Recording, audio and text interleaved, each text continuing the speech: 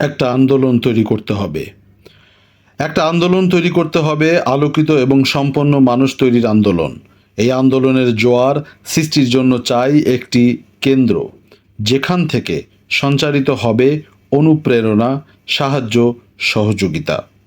এই কেন্দ্রে থাকবে বিশ্বজ্ঞানের যাবতীয় উপকরণ, সমৃদ্ধ গ্রন্থাগার, সঙ্গীত লাইব্রেরি, ফিল্ম আর্কাইভ, সব রকম জ্ঞান ও শিল্পের বিচিত্র সম্পদ।